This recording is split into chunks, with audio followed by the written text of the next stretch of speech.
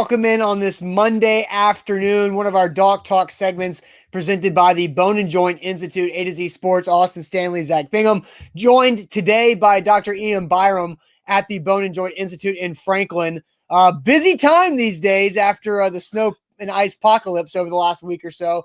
I'm sure you guys are staying busy over there. Thanks for joining us this afternoon. Appreciate it.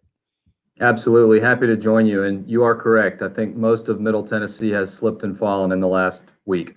Yes, including me. I've got some bumps and bruises, some sledding injuries, we'll call them that. But a crazy week here locally. But we're here today to talk about Jayon Brown, Titans linebacker, who is a pending free agent, but was a really good draft pick from John Robinson several years ago in the 5th round. Had one of those ugly injuries back in the middle of the season where he dislocated and fractured his elbow against the Baltimore Ravens. And I guess we'll start this off asking you just a general question about this injury. Fracture, I think we can all understand of something happens, there's a slight break there, but what's the difference in a fracture of the elbow and then also a dislocation of that elbow as well? Yeah, so I think that it is helpful to discuss the terminology. Fracture and break are synonyms. People often ask if it's fractured or broken, and the answer is yes. So you can dislocate your elbow, which is a hinge joint, in one of two ways. You can literally stretch or tear ligaments, which allow that hinge to separate, or you can break bone and also tear or stretch those ligaments. So a simple a simple dislocation of the elbow means that there's not a fracture associated, and a complex involves a fracture. So the fact that he fractured one of the bones of the elbow, which it's really made of 3 bones, your humerus bone, your ulna, and your radius, one of those was fractured, and he also dislocated part of the joint. So it's an unfortunate injury for one of our better players for sure. Yeah, so I'll follow up is what is the process in healing? Sometimes, ligaments, and we've talked to other doctors from the Bone and Joint Institute, with an ankle, maybe it's just rest, but with an elbow, depending on the severity, obviously, like what would be the suggestion for that healing process moving forward, knowing that you probably he was shut down for the rest of the season and you're going to have time for a full off season to heal? Yeah. So specific to his case, assuming that his fracture was severe enough, which it sounds like it was, we can't just typically brace a player and send them back out on the field. A simple dislocation you can, and I've had guys suffer in-season elbow dislocations. We brace them, get them back out there.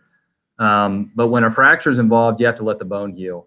And bone healing can take 8 to 12 weeks, and sometimes even longer in certain cases. So I imagine in his case, it's waiting for the bone to heal, which at the same time, the ligaments are healing, and then essentially allowing him to regain motion and strength that will protect the joint as well.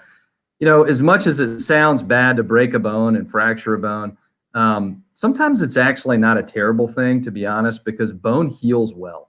Ligaments don't always heal perfectly, which is why if you tear your ACL, you can't just let it heal. You have to reconstruct it. And similar to the elbow, in a baseball pitcher, if you tear a ligament, such as your Tommy John's ligament, that just doesn't heal. Whereas if you break bone, you can get it to heal, and then you can, in theory, get back to just complete function of the elbow. So I'm hopeful for his case that this means that this will heal and allow him to get back at least by this next season.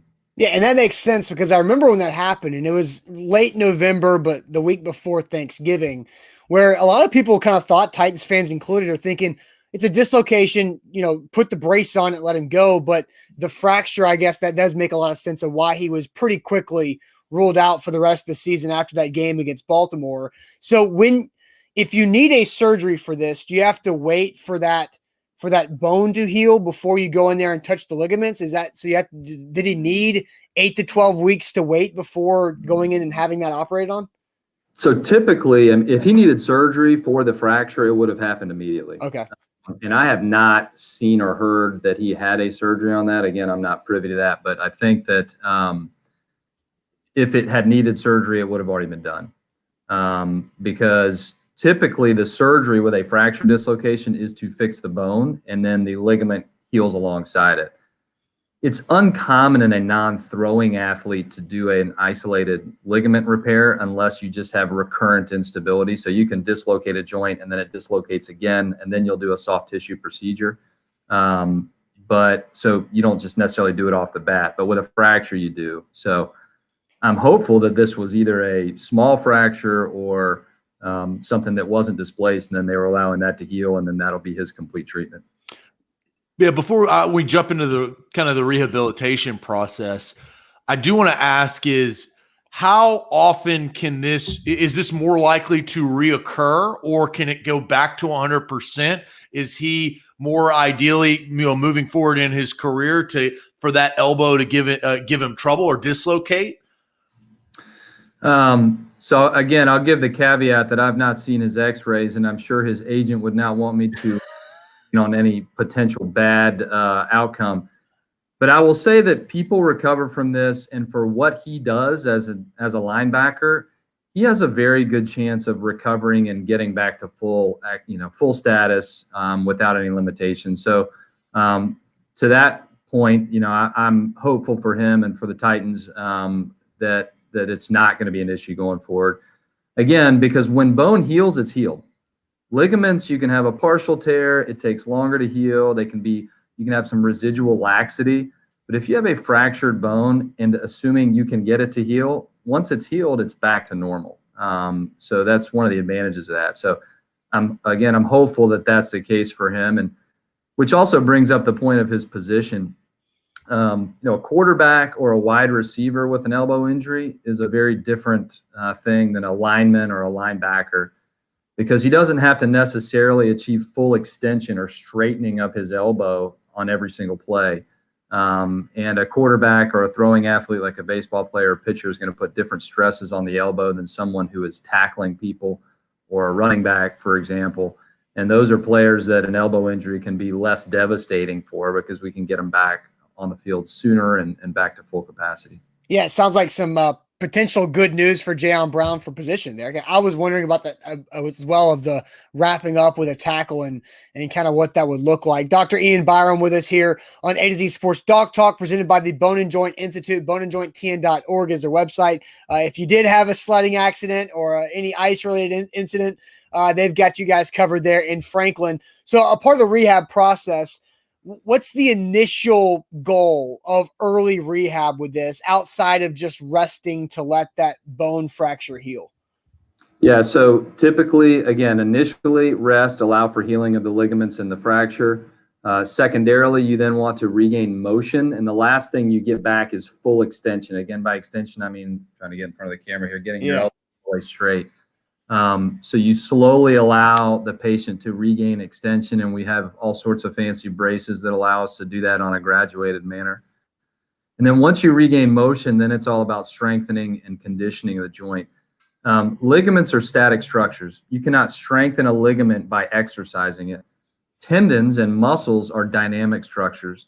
So what we then do in that last phase is strengthen those dynamic structures, so that if he were to sustain another injury or have stress on the elbow, the stronger his supinator and pronator muscles are, his biceps, triceps, those can all protect the joint.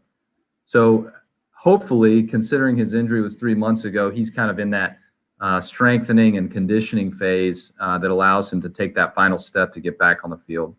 Yeah, and based on what we know, we're obviously kind of presuming a lot of things, because we don't know the ins and outs of Jayon Brown's injury. But that's the best part about Doc Talk, is to just find a little bit more information and education on it.